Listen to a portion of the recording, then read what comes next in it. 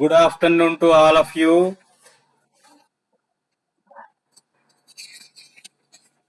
ఈరోజు మనం కేంద్ర బ్యాంక్ భారతీయ రిజర్వ్ బ్యాంక్ యొక్క విధులను చర్చిద్దాం.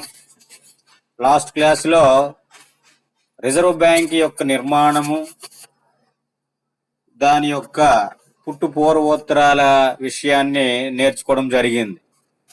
భారతదేశంలో ఒక కేంద్ర బ్యాంకు ఉండాలనేటువంటి ఉద్దేశంతో 1931లో ప్రభుత్వం ఏర్పాటు చేసినటువంటి సెంట్రల్ బ్యాంకింగ్ ఎంక్వైరీ కమిటీ వారి సూచనల మేరకు 1934లో చట్టం చేశారు, రిజర్వ్ బ్యాంక్ చట్టం అని. ఆ చట్టం ద్వారా 1935 ఏప్రిల్ 1వ తేదీన ఏర్పాటైంది. అయితే ఇది వాటాదారుల బ్యాంకుగా ఏర్పాటు అవడం జరిగింది.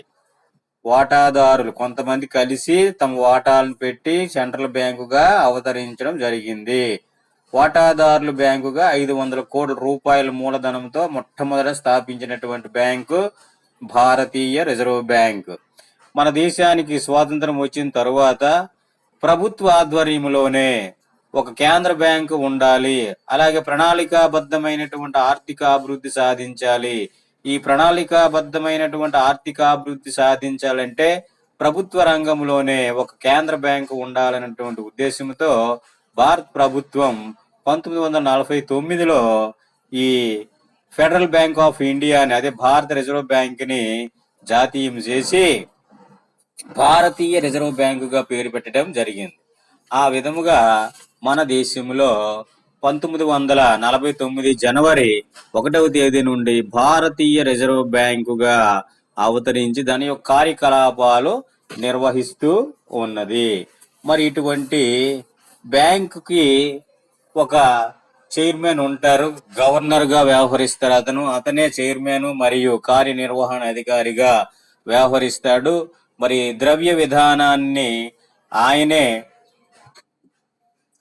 విధానాన్ని అమలు చేయడం జరుగుతూ ఉంది దేశంలో ఉన్నటువంటి ద్రవ్య సప్లై, ద్రవ్యం యొక్క డిమాండ్, ద్రవ్య సప్లైని ఎంత ఉండాలి, దాన్ని ఎలా నియంత్రణ చేయాలి, పరపతిని పెంచాలా తగ్గించాలా, ఇటువంటి విషయాలన్నిటిని కూడా పరపతి సమీక్ష జరుపుతూ ఉంటుంది రిజర్వ్ బ్యాంకు. ప్రతి క్వార్టర్లీ అంటే ప్రతి త్రైమాసికానికి ఒకసారి ఈ ద్రవ్య సమీక్ష అనేది, పరపతి సమీక్ష అనేది జరుగుతూ ఉంటుందన్నమాట. అంటే దేశంలో ద్రవ్యోల్బణము, ఆర్థిక మాంద్య పరిస్థితులు తలెత్తకుండా దానిని ఎప్పటికప్పుడు పర్యవేక్షణ చేస్తూ ఉంటుంది భారతీయ రిజర్వ్ బ్యాంక్. ఇటువంటి భారతీయ రిజర్వ్ బ్యాంకు కొన్ని విధులను నిర్వహిస్తుంది. అందులో ఈ విధులని 2 రకాలుగా విభజించారు. ఒకటి సాంప్రదాయిక విధులు, 2 అభివృద్ధి పరమైనటువంటి విధులు అనేవి ఉన్నాయి. మరి సాంప్రదాయిక విధులు అంటే ఏమిటి?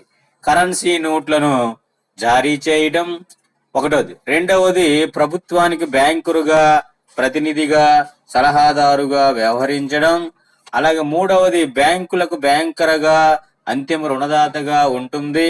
అలాగే క్లియరింగ్ హౌస్లను నిర్వహిస్తుంది, అంతర్జాతీయ ద్రవ్య నిధులను పరిరక్షిస్తుంది, మారకపు స్థిరత్వాన్ని సాధిస్తుంది, పరపతిని నియంత్రణ చేసే అధికారిగా వ్యవహరిస్తుంది. ఇటువంటి అధికారాలన్నింటినీ సాంప్రదాయిక అధికారాలు అంటారు.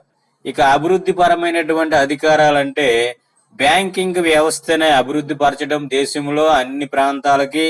అలాగే వ్యవసాయాన్ని అభివృద్ధి చేయని ఉద్దేశంతో వ్యవసాయ పరపతిని ప్రోత్సహించడం. అలాగే పారిశ్రామిక రంగాన్ని కూడా అభివృద్ధి చేయించాలి కాబట్టి పారిశ్రామిక అభివృద్ధికి కూడా పరపతిని ప్రోత్సహించడం. అలాగే వ్యాపార లావాదేవీలన్నీ కూడా నేడు బిల్లుల ద్వారా జరుగుతున్న ఈ బిల్లు మార్కెట్ ని అభివృద్ధి చేయటం. అలాగే సమాచార సేకరణ, ప్రచురణ, శిక్షణ కళాశాలలు ఏర్పాటు చేసి తన యొక్క కార్యకలాపాలు నిర్వహిస్తూ ఉంది భారతీయ రిజర్వ్ బ్యాంక్. మరి ఇటువంటి రిజర్వ్ బ్యాంక్ యొక్క సాంప్రదాయిక విధులలో మొట్టమొదటిది ఏమిటంటే కరెన్సీ నోట్లను జారీ చేయడం. మన దేశ రిజర్వ్ బ్యాంకు కరెన్సీ నోట్లను జారీ చేసే ఏకస్వామ్య అధికారం కలిగి ఉంది భారతీయ రిజర్వ్ బ్యాంకు. ఎందుకు అంటే దేశములో ద్రవ్య స్థిరత్వాన్ని కాపాడటం, అలాగే దేశంలో చలామణిలో ఉన్నటువంటి కరెన్సీ నోట్లను, బ్యాంకు డిపాజిట్లను వ్యాపార వాణిజ్య అవసరాలకు అనుగుణముగా వాటిని సరిదిద్దే కార్యక్రమము నిర్వహిస్తుంది భారతీయ రిజర్వ్ బ్యాంక్ అన్నమాట. కాబట్టి ఇటువంటి విధులన్నిటినీ సక్రమంగా నిర్వహించడానికి భారతీయ రిజర్వ్ బ్యాంక్ కరెన్సీ నోట్లు జారీ చేసే అధికారము ఉన్నది. మరి ఈ కరెన్సీ నోట్లను జారీ చేసే అధికారము ఒకప్పుడు వాణిజ్య బ్యాంకులకు కూడా ఉండేది. ఈ వాణిజ్య బ్యాంకులకు ఉండే రోజులలో ఎట్లా ఉండేదటంటే, ఒక బ్యాంకుకి ఇంకొక బ్యాంకుకి నోట్లు జారీ చేయటంలో ఏకరూపత ఉండేది కాదు, అంటే యూనిఫామ్ గా ఉండేది కాదు. ఒక్కొక్కసారి నోట్లను ఎక్కువగా ముద్రించి జారీ చేస్తూ ఉండేవాళ్ళు. ఈ నోట్లను జారీ చేయటం వలన లాభాలు వచ్చాయి. అటువంటి లాభాలని వాటాదారులు అందరూ కూడా పంచుకునే అవకాశం ఉండేదట. కాబట్టి ఇటువంటి కారణాల వలన వాణిజ్య బ్యాంకులకు నోట్లను జారీ చేసే అధికారాన్ని తొలగించడం జరిగింది. తరువాత కేంద్ర బ్యాంకులకు ఈ అధికారం అనేది లభించింది, నోట్లను ముద్రించి జారీ చేసే అధికారం. కాబట్టి కేంద్ర బ్యాంకు జారీ చేసే నోట్లకు యూనిఫామ్ ఏకరూపత ఉంటుంది. అంతేకాకుండా వాటికి చాలా విశిష్టమైనటువంటి గౌరవం కూడా ఉంటుంది. వాణిజ్య బ్యాంకుల పరపతి విస్తరణను, అంటే పరపతి అభివృద్ధిని నియంత్రించడానికి, నోట్లను అతి జారీని అరికట్టడానికి, అలాగే నోట్లను ఇష్యూ చేయటం వలన ఏర్పడే లాభాలు ప్రభుత్వానికి దక్కడానికి వీలు కల్పించింది ఈ నోట్లు జారీ చేసే విధానము రిజర్వ్ బ్యాంక్కి ఉండటం వలన. అర్థమైందా? ఒకప్పుడు వాణిజ్య బ్యాంకులే చేసేవి, కానీ వాటిల్లో చాలా లోపాలు ఉన్నాయి కాబట్టి వాటిని రద్దు చేసి కేంద్ర బ్యాంకుకి ఇవ్వటం జరిగింది. ఈ కేంద్ర బ్యాంకు ఏం చేస్తుంది? వాణిజ్య బ్యాంకుల యొక్క పరపతిని విస్తరిస్తుంది, అలాగే ఆ పరపతిని నియంత్రణ చేస్తుంది, నోట్లను అతిగా జారీ చేయడాన్ని అరికడుతుంది, నోట్లను జారీ వలన ఏర్పడే లాభాలు ప్రభుత్వానికి చెందే విధముగా పనిచేస్తుంది భారతీయ రిజర్వ్ బ్యాంక్. కాబట్టి దేశంలో చలామణిలో ఉన్నటువంటి నోట్లలో వ్యాకోచత్వాన్ని సాధిస్తుంది. సాధించడంతో పాటు భద్రత కూడా ఉంటుంది, భద్రత చేకూరుతుంది. ఎవరికి భద్రత చేకూరుతుంది అంటే డిపాజిట్ దారులకు భద్రత చేకూరుస్తుంది. నోట్లు జారీ బాధ్యతను బ్యాంకులకు అప్పగించడం జరిగింది. ఓకేనే? కాబట్టి ఈ బ్యాంకులకు జరీ బ్యాంకులు అంటారు. అంటే ఏ బ్యాంకులైతే నోట్లను జారీ చేస్తాయో అటువంటి బ్యాంక్, నోట్లు జారీ చేయడం అంటే కరెన్సీ నోట్లను ముద్రించి చలామణిలోకి విడిచిపెట్టడం, దాన్నే జారీ చేయడం అంటారు. ఇటువంటి జారీ నోట్లను జారీ చేసే అధికారం కలిగి ఉన్నటువంటి బ్యాంకులని జారీ బ్యాంక్స్ అంటారు, అంటే ఇష్యూ బ్యాంక్స్ అని పేరు పెట్టడం జరిగింది. అయితే మన భారతీయ రిజర్వ్ బ్యాంకు ₹2 నోట్ నుండి 2000 రూపాయల నోటు వరకు ముద్రించి చలామణి చేసే అధికారము భారతీయ రిజర్వ్ బ్యాంకుకు ఉందన్నమాట. ఈ నోట్లను ముద్రించి జారీ చేసి ఇష్యూ చేయడానికి రిజర్వ్ బ్యాంకులో ఒక ప్రత్యేకమైనటువంటి శాఖని ఏర్పాటు చేయటం జరిగిందనమాట. అదే నోట్లను జారీ చేసే శాఖ, జారీ డిపార్ట్మెంట్ అంటారు, issue department. Currency issue department అనేటువంటి శాఖని ఎక్కడ ఉంది? రిజర్వ్ బ్యాంకులో ఒక ప్రత్యేకమైనటువంటి శాఖగా ఏర్పాటు చేశారు. మరి మీకు డౌట్ వస్తుంది, ₹1 నోటు ఎవరండి ముద్రిస్తారు? ₹1 నోటుని లేదా నాణ్యాన్ని ముద్రించి చలామణి చేసే అధికారము ఆర్థిక మంత్రిత్వ శాఖకు ఉందన్నమాట. అర్థమైందా? మన దేశంలో ఆర్థిక మంత్రిత్వ శాఖ ఉంది కదా, ఈ ఫైనాన్స్ మినిస్టర్ శాఖ ఆధ్వర్యంలో ₹1 నోటుని ముద్రించి చలామణి చేసే అధికారం వారికి ఇచ్చారు. మిగతా ₹2 నుంచి మన దేశంలో హైయెస్ట్ ఎంత? ₹2000 నోటు కదా. ఈ ₹2 నోటు నుండి ₹2000 నోటు వరకు ముద్రించి జారీ చేసే అధికారం ఒక్క రిజర్వ్ బ్యాంకుకు మాత్రమే ఉంది. మరి మన దేశంలో ప్రస్తుతం ఈ నోట్ల జారీలో కనిష్ట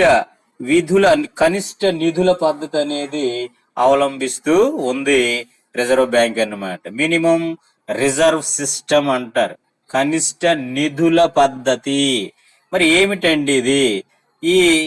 దీని ప్రకారం ఏమిటంటే, దేశంలో ₹200 కోట్ల ఈ మొత్తం నిల్వ ఉండాలి. అంటే దేశంలో ₹200 కోట్ల సమానమైనటువంటి నిల్వలు రిజర్వ్ బ్యాంక్ దగ్గర ఉండాలి. దానికి సమానమైనటువంటి కరెన్సీని ముద్రించి విడిచిపెడుతూ ఉంటుంది. మరి ఇది ఏమిటేనంటే, ₹115 కోట్ల బంగారం రూపంలోన, ₹85 కోట్ల విదేశీ కరెన్సీల రూపంలో మన రిజర్వ్ బ్యాంక్ దగ్గర నిలవగా ఉంటుంది. ఈ నిలవకి సమానముగా కరెన్సీ నోట్లను ముద్రించి ప్రభుత్వము జారీ చేస్తుందన్నమాట. దీనినే కనిష్ట నిధుల పద్ధతి. దీనివల్ల ఏమవుతుంది? ₹115 కోట్ల బంగారం రూపంలో ఉంటది. అంటే బంగారం కడ్డీలు, బంగారపు నాణేల రూపంలో రిజర్వ్ బ్యాంక్ దగ్గర సుమారు ₹115 కోట్ల బంగారం నిల్వ ఉంటుంది. అలాగే ₹85 కోట్ల విదేశీ కరెన్సీ, అంటే వివిధ దేశాల యొక్క కరెన్సీలు ఉంటది అనమాట. ₹85 కోట్ల. ఈ ₹200 కోట్ల విలువ చేసినటువంటి మొత్తం రిజర్వ్ బ్యాంక్ దగ్గర ఉంటుంది. దానికి సమానమైనటువంటి నోట్లు ముద్రించి జారీ చేస్తూ ఉందన్నమాట.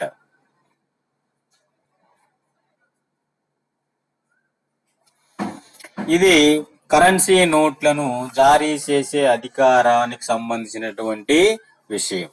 ఇక రెండోది ఏ అధికారం అంటే, ప్రభుత్వ బ్యాంకరుగా వ్యవహరిస్తుంది భారతీయ రిజర్వ్ బ్యాంక్.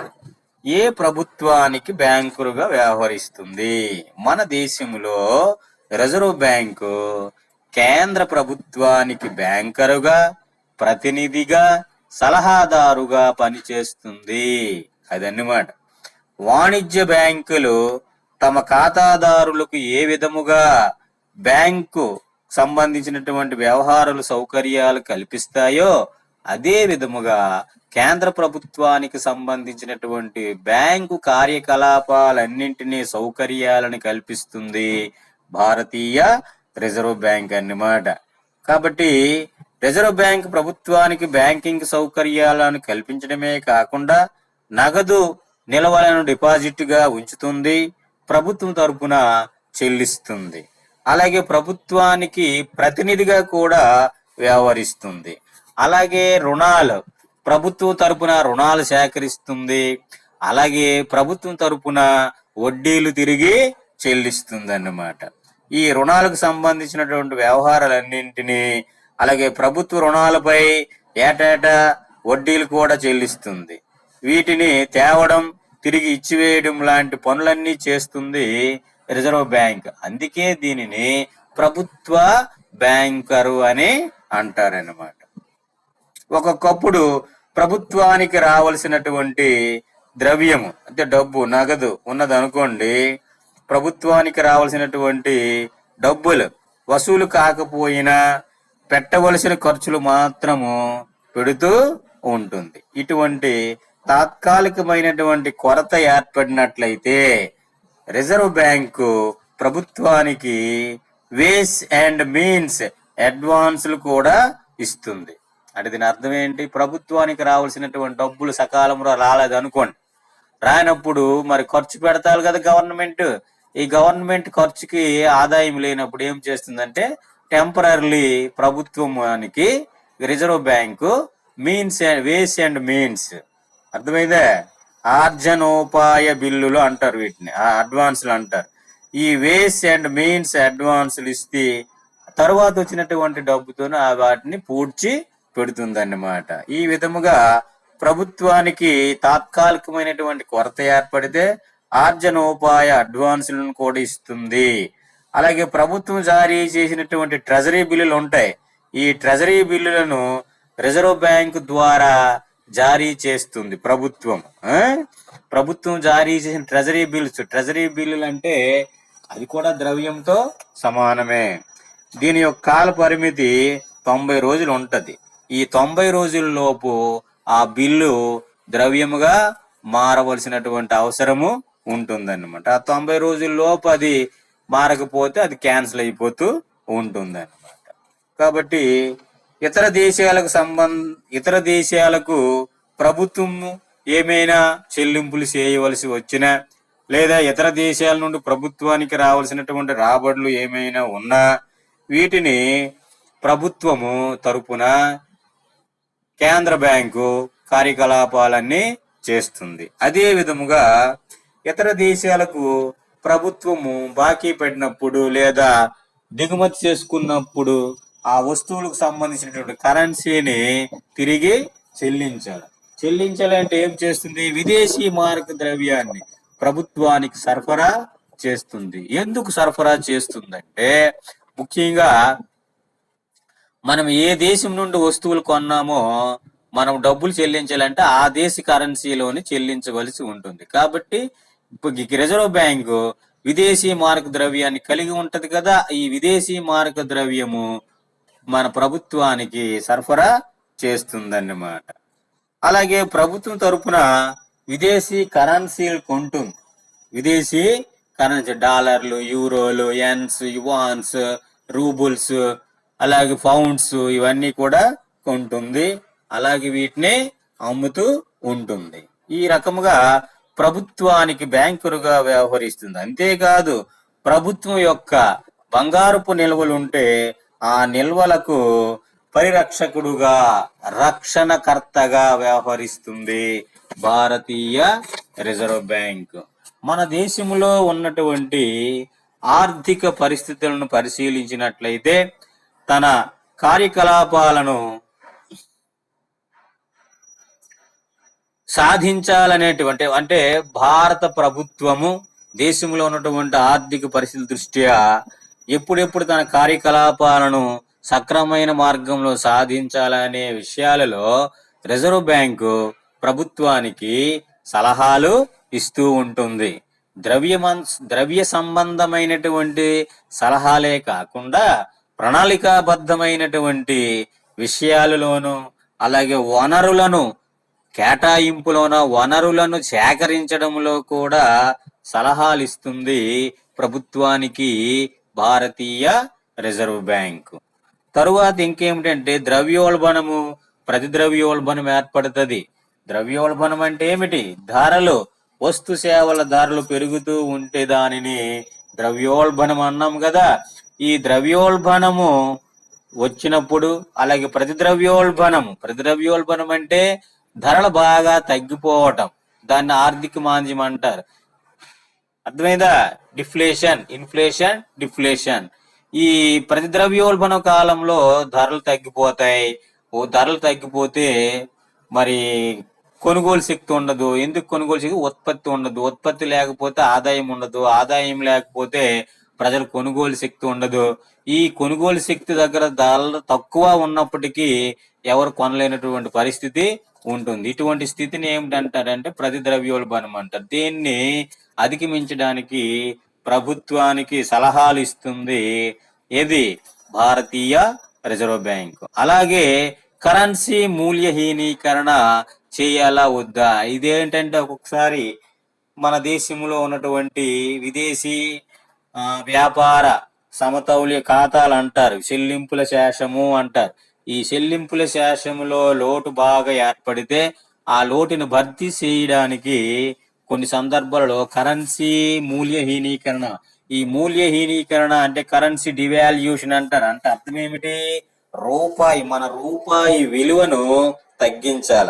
మన రూపాయి విలువను తగ్గిస్తే ఏమవుతుంది?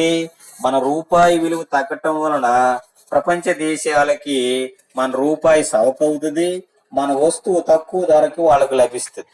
ఎప్పుడైతే తక్కువ ధరకి మన వస్తువు లభించిందో ధర తగ్గితే డిమాండ్ పెరుగుతుంది కదా, మన వస్తువులకు డిమాండ్ పెరుగుతుంది. డిమాండ్ పెరిగినప్పుడు ఆ రకమైన వస్తువులను ఎక్కువ ఉత్పత్తి చేసి ఇతర దేశాలకు ఎగుమతి చేస్తే ఎగుమతులు పెరిగి దిగుమతులు తగ్గినప్పుడు విదేశీ చెల్లింపుల శేషములో సమతౌల్యానికి తీసుకురావడానికి ఉపయోగపడుతుంది. కాబట్టి ఇటువంటి కరెన్సీ మూల్యహీనీకరణకి, అలాగే కరెన్సీ పునర్మూల్యాంకనం అంటారు.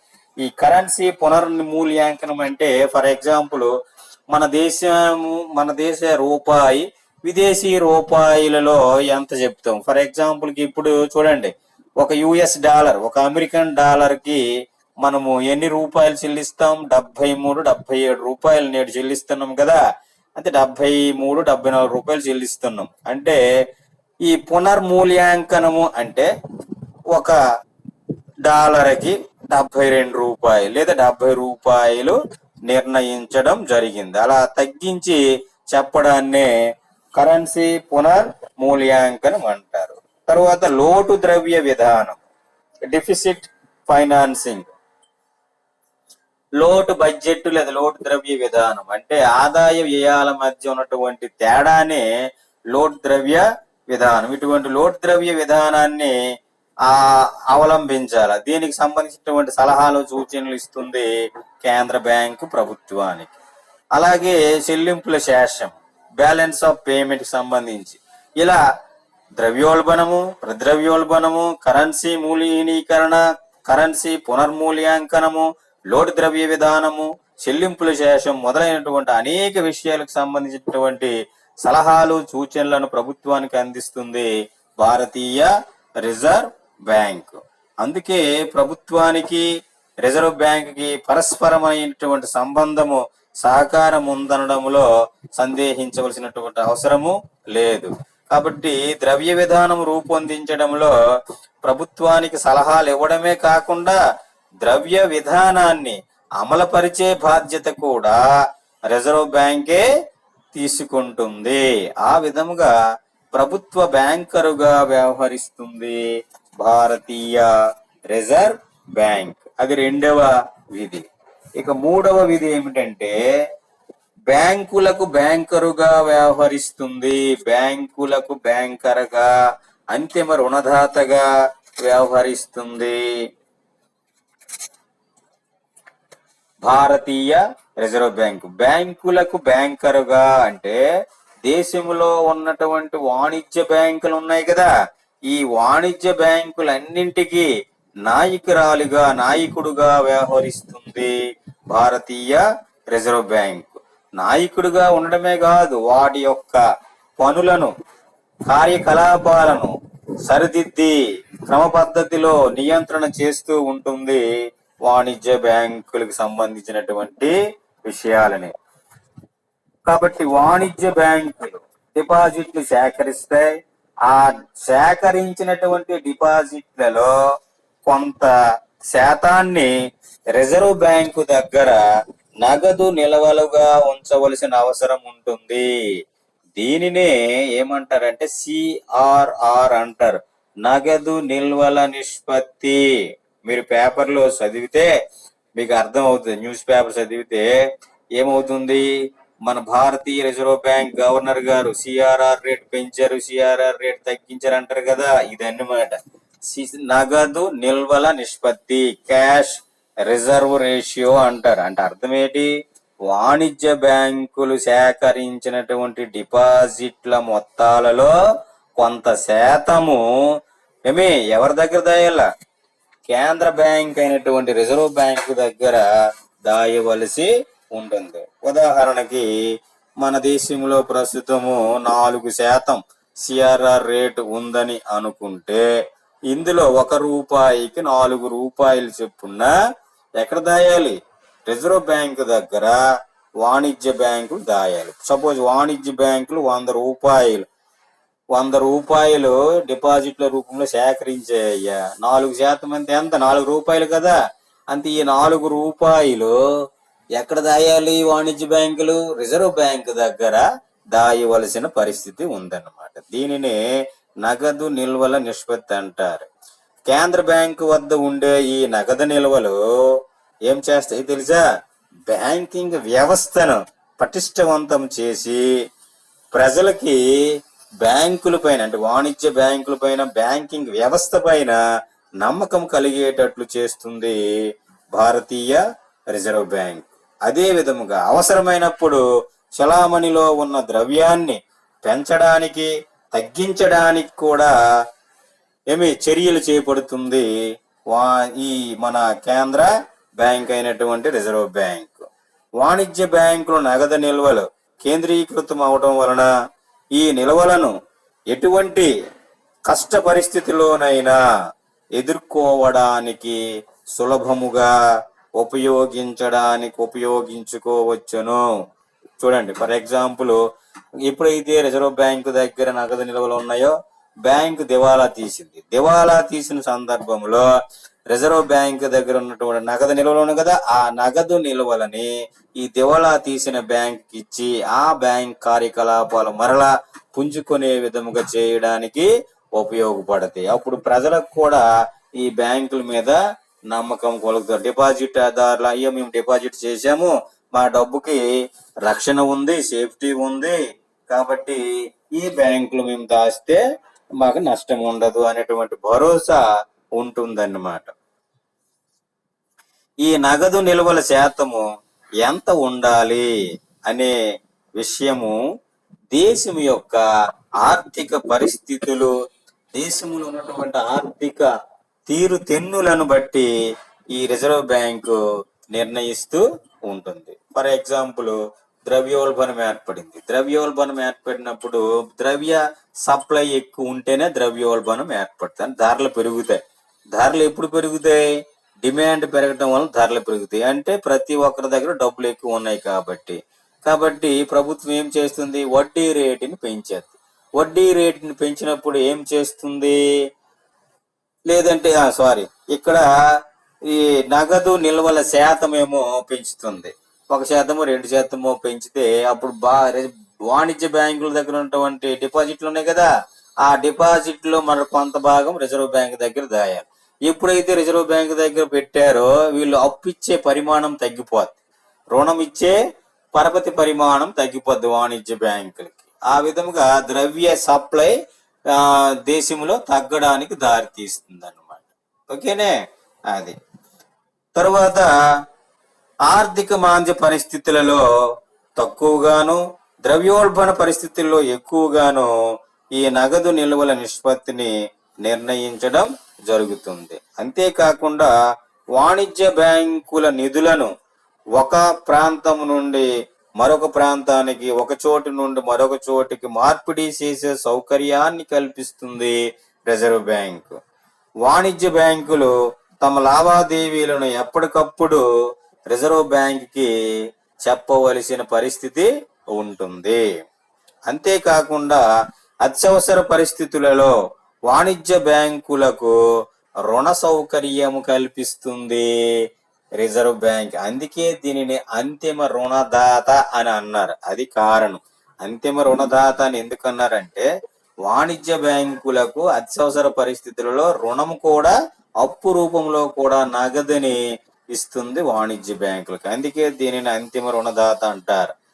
వాణిజ్య బ్యాంకులకు సొమ్ము అవసరమైనప్పుడు ఆ ద్రవ్యాన్ని తమ ఆస్తుల వల్ల సమకూర్చుకోలేకపోయినట్లయితే చివరిగా రిజర్వ్ బ్యాంకును ఆశ్రయం పొందుతాయి వాణిజ్య బ్యాంకులు.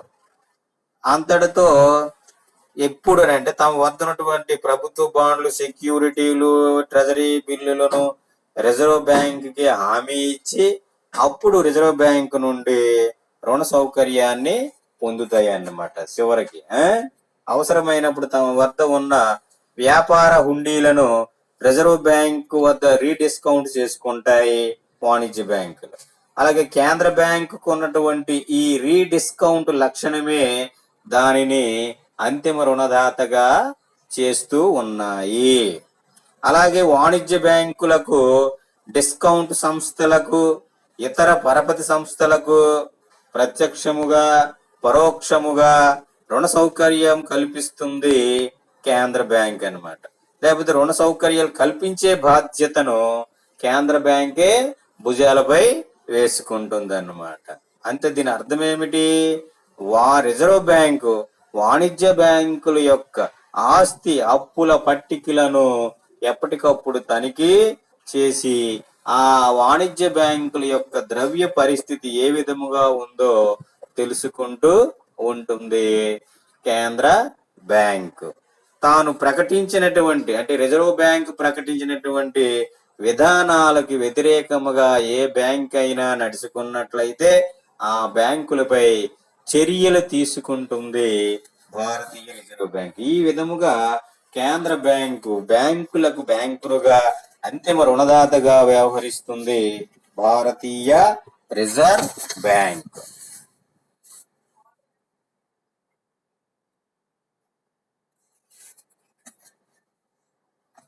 తరువాత క్లియరింగ్ హౌసులను నిర్వహిస్తుంది. క్లియరింగ్ హౌసులను నిర్వహిస్తుంది భారతీయ రిజర్వ్ బ్యాంక్. అసలు క్లియరింగ్ హౌసులు అంటే ఏమిటి? క్లియరింగ్ చేస్తుంది, క్లియర్ చేస్తుంది అన్నమాట. బ్యాంకులు ప్రతిరోజు వ్యవహారాలు చేస్తూ ఉంటాయి. ఈ వ్యవహారాలు చేసినప్పుడు డబ్బులు వస్తాయి, డిపాజిట్లు సేకరిస్తాయి, తర్వాత డబ్బులు చెల్లిస్తూ ఉంటాయి.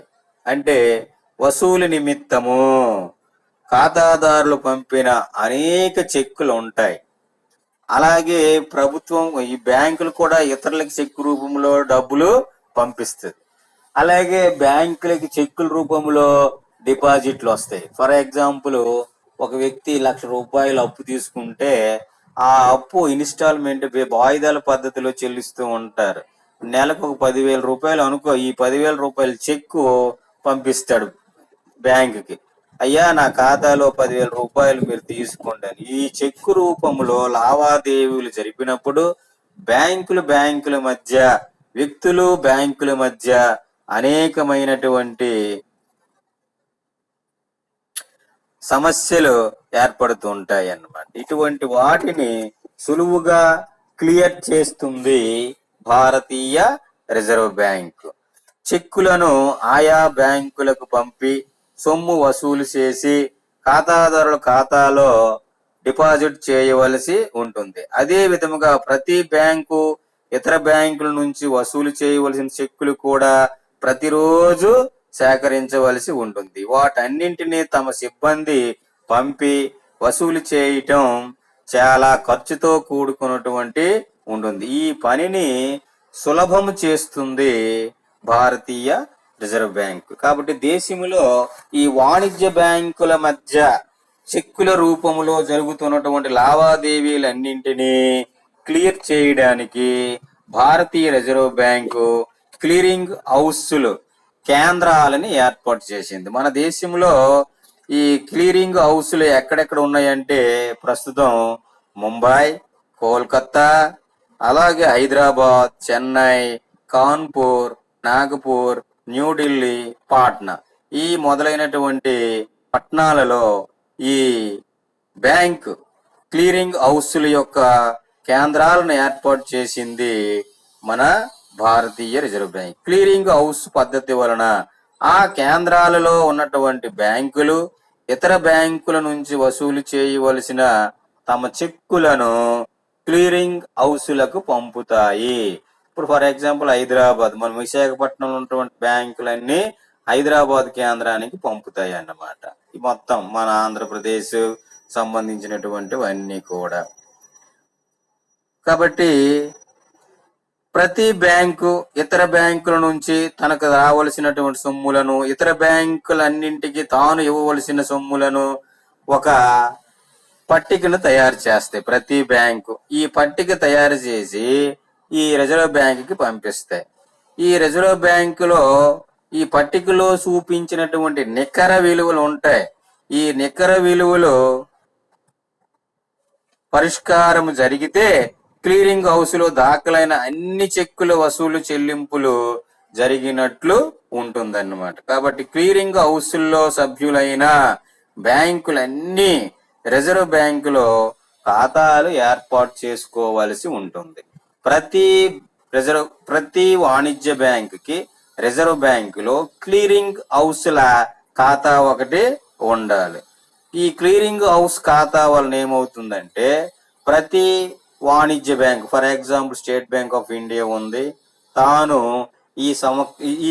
ఇప్పుడు చూడండి 6 months లేకపోతే క్వార్టర్లీ అనుకోండి, క్వార్టర్లీలో 4 నెలలు, ఈ 4 నెలల కాలానికి సంబంధించి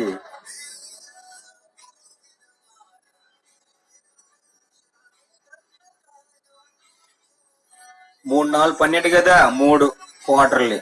ఈ 3 నెలలకి ఏం చేస్తారు, నేను చెక్ రూపంలో ఇతర బ్యాంకులకి ఎంత చెల్లించాను, అలాగే ఇతర బ్యాంకుల నుంచి నాకు చెక్ రూపంలో ఎంత వచ్చింది, దీన్ని ఒక పట్టిక రూపంలో రాస్తారు. ఈ పట్టికల రూపంలో రాసి ఈ క్లియరింగ్ హౌస్లకు పంపిస్తారు. ఈ క్లియరింగ్ హౌస్లు ఏం చేస్తుంది, ఆ ఇతడికి రావాల్సింది ఎంత, ఇతను చెల్లించింది ఎంత, అప్పుడే నికర బ్యాలెన్స్ అనేది తెలుస్తుంది, నికర విలువ తెలుస్తుంది. ఆ నికర విలువలను బట్టి ఆయా బ్యాంకులకి క్లియర్ చేస్తుంది భారతీయ రిజర్వ్ బ్యాంక్ అన్నమాట.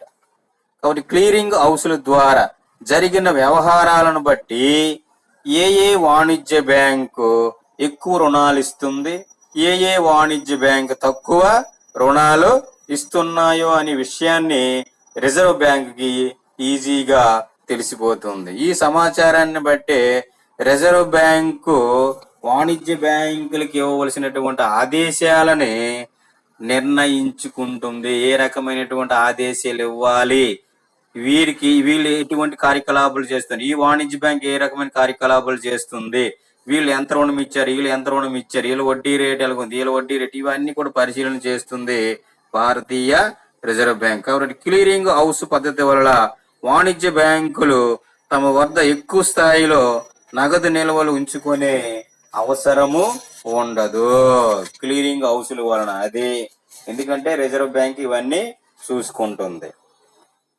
తరువాత అంతర్జాతీయ ద్రవ్య నిధులను పరిరక్షిస్తుంది భారతీయ రిజర్వ్ బ్యాంక్. అంతర్జాతీయ ద్రవ్య నిధులకు పరిరక్షణకర్తగా ఉంటుంది. చూడండి, విదేశీ మారకము అంటే ఇతర దేశాల కరెన్సీలోకి మన దేశ కరెన్సీని మార్పిడి రేట్ ఉంటది. ఇందాక మనం చెప్పుకున్నాం, బంగారం $1కి ఇన్ని రూపాయలు, 1 పౌండ్కి ఇన్ని రూపాయలు, 1 యెన్కి ఇన్ని రూపాయలు, 1 సింగపూర్ డాలర్కి ఇంత అని చెప్పుకుంటాం కదా. ఆ విధంగా విదేశీ మారకముగా ఉపయోగించే బంగారు నిల్వలను, విదేశీ మారక ద్రవ్య నిల్వలను పరిరక్షిస్తుంది భారతీయ రిజర్వ్ బ్యాంక్. విదేశీ మారక నియంత్రణ చట్టము ప్రవేశపెట్టిన తరువాత విదేశీ మారకపు నిల్వలన్నీ రిజర్వ్ బ్యాంక్ ఆధీనంలోకి వచ్చాయి. చూడండి, విదేశీ మారక నియంత్రణ చట్టం, దీన్ని ఫెమా అంటారు, ఫారెన్ ఎక్స్చేంజ్ మేనేజ్మెంట్ యాక్ట్ అంటారు. ఇది మన దేశంలో ప్రవేశపెట్టడం జరిగింది. ఇంతకు ముందు దాన్ని ఫెరా అనేవాళ్ళు, ఫారెన్ ఎక్స్చేంజ్ రెగ్యులేషన్ యాక్ట్. ఎప్పుడైతే మన దేశంలో నూతన ఆర్థిక సంస్కరణలు ప్రవేశపెట్టారో, ఈ నూతన ఆర్థిక సంస్కరణల ఫలితముగా ఈ ఫెరా చట్టాన్ని ఫెమాగా మార్చడం జరిగింది. ఇప్పుడు దాన్ని ఏమంటారంటే విదేశీ మారక నియంత్రణ చట్టము. చూసారా, ఫారెన్ ఎక్స్చేంజ్ మేనేజ్మెంట్ యాక్ట్ అని అంటారు. ఎప్పుడైతే ఈ చట్టం ప్రవేశపెట్టారో, ఈ చట్టం ప్రవేశపెట్టిన తరువాత ఈ విదేశీ మారకపు నిల్వలన్నీ రిజర్వ్ బ్యాంక్ ఆధీనంలో ఉంటాయి అన్నమాట. ఈ చట్ట ప్రకారము, ఏ చట్టము, విదేశీ మారక నియంత్రణ చట్ట ప్రకారము అనుమతించబడని వ్యక్తులు ఎవరు కూడా విదేశీ మారకాన్ని విదేశీ మారక ద్రవ్యం అమ్మడము గాని కొనడానికి గాని వీల్లేదు. ఎవరైనా కొనాలన్నే అమ్మాలన్నే రిజర్వ్ బ్యాంక్ కి ఏం చెయ్యాల? నోటీసు ఇవ్వాలి. అంటే నోటీసు కాదు, రిజర్వ్ బ్యాంక్ కి లెటర్ పెట్టుకోవాలి, మాకు అవకాశం కల్పించండి అని.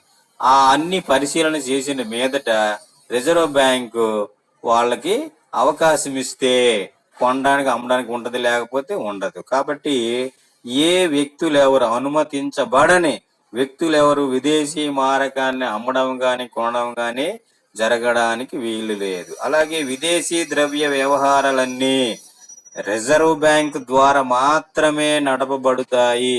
ఇతర బ్యాంకులు ఏవి కూడా విదేశీ మారక ద్రవ్యాన్ని నడపడానికి అవకాశం లేదు. మరి విదేశీ మారక ద్రవ్య వ్యవహారాలన్నీ నడుస్తాయి. వస్తువులు, బంగారము, వెండి వీటికి సంబంధించినటువంటి ఎగుమతి దిగుమతి చెల్లింపులు విదేశాలలో భారతదేశములో పెట్టుబడి పెట్టడం, భారతీయులు విదేశాలలో పెట్టుబడులు పెట్టడం, విదేశాలలో ఉండేవారు మన దేశంలో ఉండే బ్యాంకులలో ఖాతాలు తెరవటం మొదలైనటువంటి పనులన్నీ కూడా రిజర్వ్ బ్యాంక్ యొక్క అనుమతి తప్పనిసరిగా ఉండవలసి ఉంటుంది. కాబట్టి రిజర్వ్ బ్యాంక్ ప్రభుత్వం తరపున విదేశీ మారక ద్రవ్యాన్ని అమ్ముతుంది, కొంటుంది. ఇటువంటి కార్యకలాపాలు చేస్తుంది భారతీయ రిజర్వ్ బ్యాంక్. చూసారా, ఇక్కడ మన దేశంలో పెట్టుబడులు పెట్టాల. మన దేశంలో ఇతర దేశస్తులు ఫారినర్స్ ఎవరైనా పెట్టుబడులు పెట్టడానికి వస్తే రిజర్వ్ బ్యాంకు అనుమతి తప్పనిసరిగా ఉండాలి. రిజర్వ్ బ్యాంకు అనుమతి లేకుండా ఇతర దేశస్తులు వచ్చి మన దేశంలో పెట్టుబడులు పెట్టడానికి అవకాశం లేదు. అదే విధముగా మన భారతీయులు ఇతర దేశాలలో పెట్టుబడులు పెట్టి వస్తువులు ఉత్పత్తి చేసే అవకాశం ఉంది. అయితే మన దేశం యొక్క కేంద్ర బ్యాంకు అనుమతితో ఇతర దేశాలలో పెట్టుబడులు పెట్టవలసినటువంటి అవసరము ఉంది. అదే విధముగా మన ఇతర దేశాలలో ఉంటారు, విదేశాలలో ఉన్నటువంటి ఇండియన్స్, అంటే ఇతర దేశాలలో మన దేశస్తులు ఉంటారు. వాళ్ళు మన దేశ బ్యాంకులలో ఒక అకౌంట్ కావాలనుకుంటే రిజర్వ్ బ్యాంకు అనుమతి తప్పనిసరి. ఫర్ ఎగ్జాంపుల్, నువ్వు వెళ్ళిపోయినవు అమెరికా వెళ్ళిపోయి డాలర్స్ సంపాదిస్తున్నావు. ఇక్కడ మీ అమ్మగారు నాన్నగారు అందరూ ఉన్నారు. ఇక్కడ నీకు ఒక అకౌంట్ ఉండాలి. ఆ అకౌంట్ ఉండాలంటే రిజర్వ్ బ్యాంకు అనుమతితోనే నీవు ఏదే బ్యాంకులో నీకు నచ్చిన బ్యాంకులో ఖాతా తెరవడానికి అవకాశం ఉంటుంది. రిజర్వ్ బ్యాంకు అనుమతి లేకపోతే ఖాతా తెరవడానికి అవకాశం ఉండదు. ఈ విధముగా రిజర్వ్ బ్యాంకు ప్రభుత్వం తరపున